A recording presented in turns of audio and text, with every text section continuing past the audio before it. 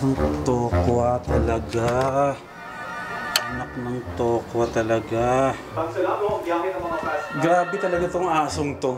Wala nang piniling. Lahat na lang talagang inangat-ngat talaga. Sira ulo talaga. Tignan nyo, oh. Tignan nyo. Tignan yung ginawa ng aso ko. Ginat-ngat yung motor. Sira ulo. Oh. Yan pa, oh. Grabe talaga. Sira ulo talaga. Hindi na pantay, oh. Hoy! Gago. Anong ginawa mo dun sa ano? Sa motor? Anong ginawa mo sa motor? Nginat-ngat mo? Nginat-ngat mo? Anong ginawa mo sa motor ko? Ba't mo nginat-ngat yun? Ha? Tayo dyan. Tayo. Halika tayo. Papakita ko sa'yo. Halika. Tayo ko dyan. Halika. Tayo. Tayo. Halika. Halika dito. Papakita ko sa'yo yung ginawa mo. Oh? Tignan mo to. Tignan mo to. Kausapin mo ako na maayos. Tignan mo tong ginawa mo dito. Ayun, oh. Nginat-ngat mo, oh. Oh, tignan mo. Anong pumasok sa kukote mo at ginawa mo yan? Papasok ka pa dyan? Labas! Labas! Parang wala kang atraso, ah. Labas! Lumabas ka! Ako lang gigigil ako sa'yo. Lumabas ka! Labas! Labas! Labas! Huwag mo hindi tayo bati. Sira ulo ka? Alam ko mumurahin lang yung motor na yan, pero bakit mo ginawa yan? Ha? Parang nagmamaang-maang ka pa, wala kang paawa-awa ka pa. Di mo ako makukuha sa paawa-awa mong mukha mo, ha? Hindi ko nga mapaayos yan, eh. Ngangat-ngatin mo pa. Sira ulo talaga ito, mga first timers. Nakukulitan ako dito sa asong to. Ano ba gagawin natin dyan? Natin nginat-ngat mo na. Ay, sakit ulo ko. Sabi mo, halikang kita eh. O ano nang gagawin natin ngayon mga first timers? O ano nang gagawin namin ngayon? Ha? Alam mo ba maraming fans yan? Yang si Korak, tapos ngangat-ngatin mo lang. Hina-high-blood ako dito mga first timers dito sa asong to. Kunwari ganyan, nakakaawa ka. O di mawala na, mapapagastos na tayo niyan. Sige, wag mo akong titignan ng ganyan. Wag mo akong kuha-kuhain dyan sa paawa-awa effect mo. Makulit ka. Hina-high-blood ako. Hindi ko alam anong gagawin ko sa'yo. Ayos pala yan. Galing mag-setup ng aso mo. Dapat kabila din. Para pantay. Pero dapat. Nananawagan ako kay Kapitan. Kung baka pwede sponsoran ng tong utol ko at nasira yung kanyang motor lalo.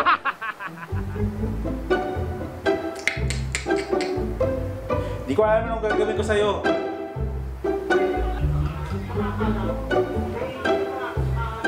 Makapagkape na nga lang.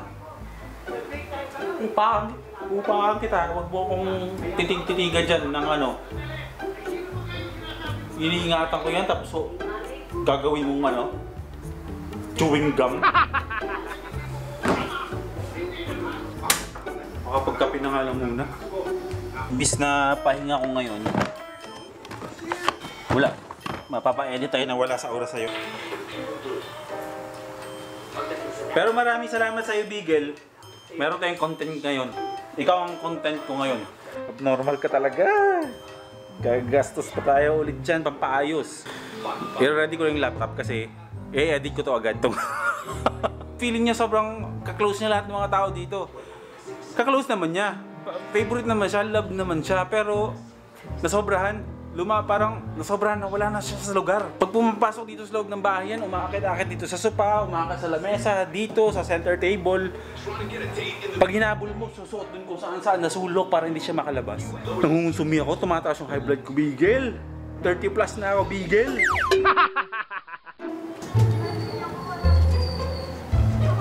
Hoy! Lumayo ka dyan.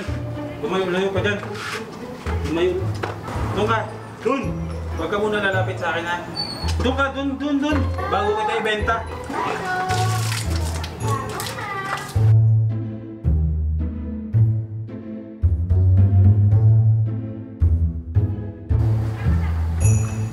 Tuloy ko muna sana.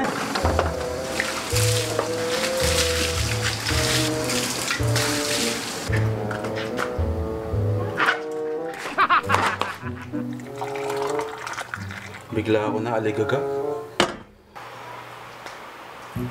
Oops. Wait, bago nga pala ang lahat, gusto ko lang magpasalamat kay Nikachu. Wait lang, sige lang. Meron naman tayong package dito na binigay sa akin. Madalas na ako may mga natatanggap na ganito May mga nagpapadala na sa akin ng kung ano-ano. Pero ito, galing to kay Nikachu. Sinurprise ako. Eh syempre, anong gagawin ko? Eh di shoutout ko na naman siya. Na-subscribe niyo na ba si Nikachu? Hindi pa. Subscribe niyo na siya. Or pwedeng hindi rin muna. No? Para marami tayo. Kailangan muna niya magbigay ng maraming items bago natin siya i-shoutout ulit. Okay ba yun? Gusto niyo? Buksan natin. Raw moss. Alam ko na power bank ko. Oh yeah. Nice. Ganda. It's a power bank. Tadan! Grabe naman to. Ilang ano to? Ilang amps? 20 or 15? 20,000 amperes ba tawag dun? May ano po? Digital po. Tara. Kasi parang nanginayang na naman ako gamitin. Baka magasgas. Kinis. Saglit lang. Meron lang akong gagawin.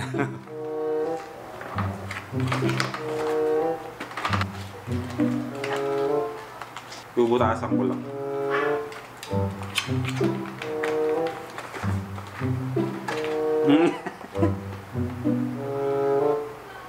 Ba't ko siya binutasan?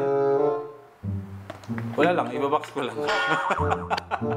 Shoutout to Nikachu. Subscribe niyo si Nikachu Tsaka yung mga nagko-comment dyan na may mga gustong ipadala sa akin, hindi ko na nasasagot. Pero yung ano kasi, yung address ko dito sa bahay, nasa description nung channel ko, or nasa bio or about nitong channel to. Or ilalagay ko na lang dyan sa description yung address ng bahay para yung mga ibang nagtatanong na gusto magpadala na ibubuksan ko tulad ng ganito, may padala nyo ng maayos. Kasi hindi naman kasi rin ako nag-unboxing dito. Pero marami na nagpadala sa akin ng mga damit na hindi ko pa nasusuot. Ilalagay ko lang dyan sa description para kung trip nyo lang magpadala, pwede ipadala nyo. Tapos isasama ko lang na lang sa mga vlogs ko. Okay? Sige, lumapit ka dyan, lumapit ka. Lapitan mo, kagatin mo ulit. Hindi nga pala mga first timers, hindi pala ako naka-vlog din ulit ngayong araw to. Hindi ako nakalabas. Sunday ngayon. Pero dapat kanina. Maganda na yung araw. Teka lang, hinaan ko lang yung TV. Maganda na yung araw kanina. Eh, dapat mag-motovlog ako. Hindi na tuloy kasi yung hindi ko naman maintindihan yung memory card nung GoPro nakakabit doon sa Yi kung saan nasa SM na Annex ngayon, pinapaayos ko. Eh di wala akong magamit. Kahit may GoPro tayo. Hassle. Pero anyways, pasalamat tayo kay Bigel. Meron tayong instant content ngayong araw na to. Ngayong araw na to mga first timers. Ako lang mag-isa dito sa bahay kasi si Lahana at saka yung nanay ko nagsimba. Hindi ako nakapagsimba kasi masama yung pakiramdam ko kasi puyat ako. Straight ako sa trabaho na alanganin yung pasok tapos alanganin din yung uwi. Kaya natulog na lang muna ako sa lounge ng opisina para makauwi ako ng umaga na hindi mahirap sumakay. So ayun, o nga pala, umorder na ako ng jersey ko pang motor online. Inaantay ko na lang para at least maayos na yung natin. Maayos na yung damit ko sa pagmumotor para hindi na ako masunog lalo. Alam mo, wala naman akong pakialam na mangitim ako na mangitim pero yun nga, di ba? Hindi pala maganda sa sun rays yung balat kapag masyadong exposed sa init, na? Alam mo, isa sa mga gusto ko dito sa motor na to, kay Corac natin. Kahit na gawang China siya, ang forma niya, no? Ang pogi niya. Maliit sa akin yan kasi, alam niyo ba? Ang laki ko yung tao. Ang laki ko. 5'9.5" ako eh. Malapit na ako mag 5'10". Tapos ganyan yung motor ko, di ba? Pero, bagay naman sa akin, sabi ng kapatid ko. Maganda siya, kahit maliit siya, ang forma niya. Hindi ko alam kung anong klaseng motor ang pinagayahan niyan ni Corac. Kasi, ang alam ko kasi, lahat ng mga motor ng Rossi, di ba? Parang ano siya, parang copycat siya ng mga branded na mga motor, di ba? Alam niyo ba kung ano ang ano yan? Ang anong pinagayahan ni Corac? Pogi, no? Napapogihan talaga ako sa kanya. Yun nga lang, nginat-ngat naman nung bugokers kong aso. Gamit lang naman yun. Pwede naman siguro palitan na lang. Sige! Ayan, sige! Magpakita ka dyan. Ayan. Halika dito, halika dito. Halika dito. Total naman, ikaw naman ang tumulong sa akin makagawa ng content ngayon, di ba? Halika dito. Dito tayo. Gagawa tayo ng thumbnail mo. Dali, tathumbnailan natin. Huwag kang matakot, di ako galit sa'yo.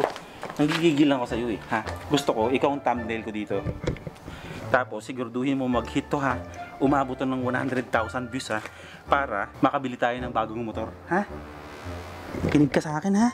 Kinig ka ha. Ulitin mo ba to ha? Pag inulit mo to, ikaw ang sasakin ko. Magmo-motovlog ako. Aso vlog. Ikaw ang sasakin ko sa highway. Thumbnail, dali, thumbnail. Yung nga pala mga first timers, nakita nyo ba yung pinost ko sa community natin? Yung Mavic Air.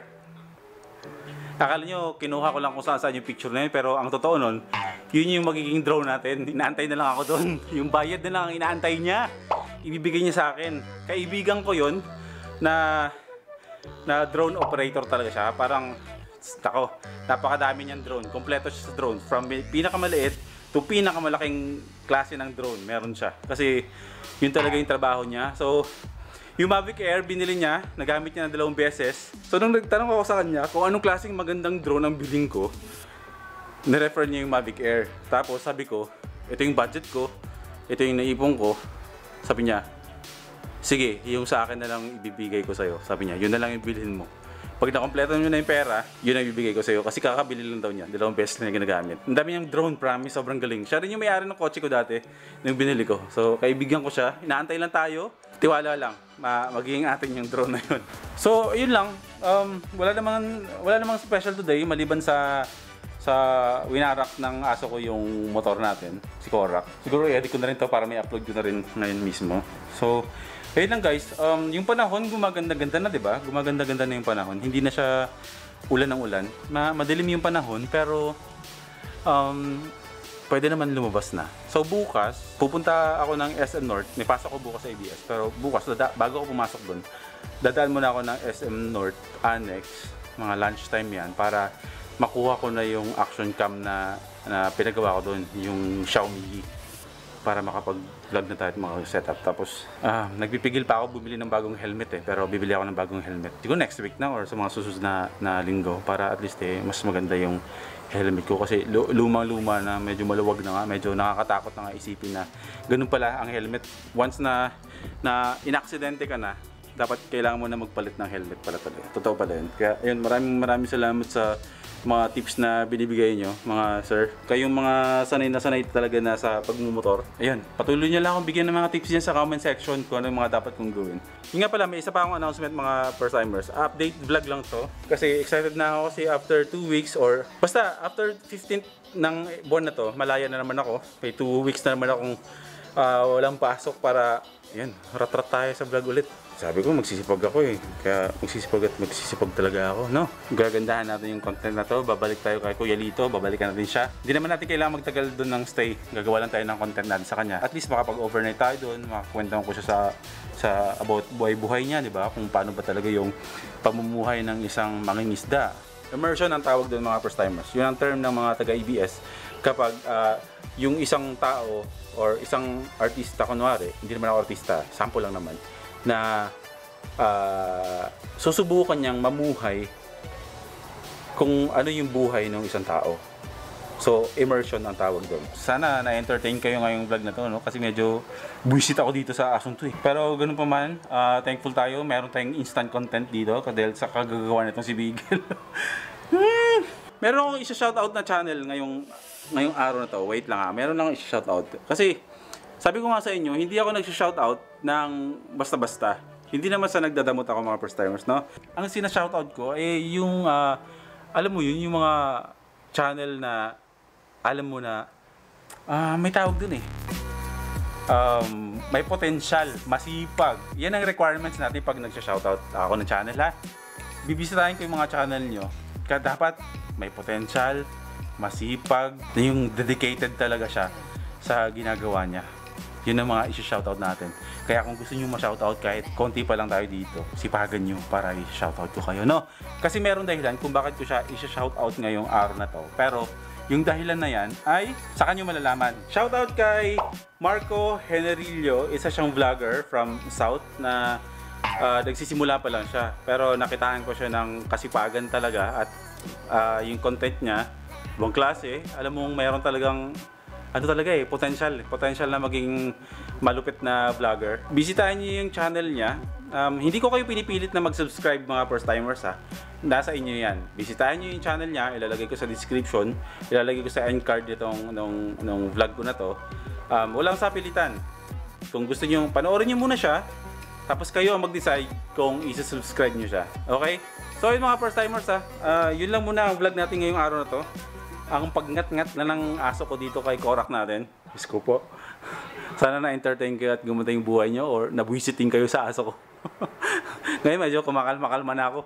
Sana makabalik na tayo sa motovlogging at sa normal na vlogging talaga kasi namimiss ko na. Dala lang to ng masamang panahon kaya ganito yung mga vlogs natin. No? Stay at home vlogs muna. Maraming salamat mga first timers. Maraming salamat sa mga fish timers dito. Magkakaroon tayo ng meet up. Mayroon tayong fishing dahil na parang fishing and chill lang tayo. Kung saan ako dun sa fish pond, sa area kung saan ako nakahuli ng malaking tilapia. Magsiset kami dalawa ni Ivan's Pets ng event na magkikita-kita lang tayo dun ng mga first timers na mga mahilig sa fishing. Magdadala tayo ng baon natin, kanya-kanyang dala ng baon, lunch natin. Sabay-sabay tayo kakain. Pag may nahuli tayo, magka-catch and cook tayo, iihawin natin dun. Yun lang. Isang maghapon yun na puro chill lang gagawin natin. Update din pala sa collaboration namin dalawa ni Kulas, ni Becoming Filipino. Mag-prepare ako ng 5 araw. Pupunta ako ng CDO for 5 days para makapag-collab ako sa kanya. Diba? Okay, diba? Swerte, no? Nakakatawa na puso kasi alam ko kasi hindi ko magagawa to lahat. Mga first timers lang ako lang.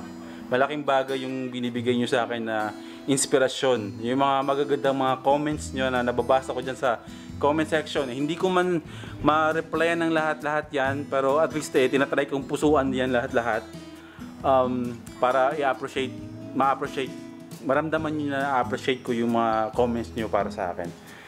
Lahat yan, pinapasalamatan ko mga first timers, no? So sana mula baba at kung dumating man yung panahon na tumaas tayo, promise ko sa inyo, magkakasama tayo mga first timers. Walang magbabago mga first timers. Okay? So yun, God bless you all mga first timers.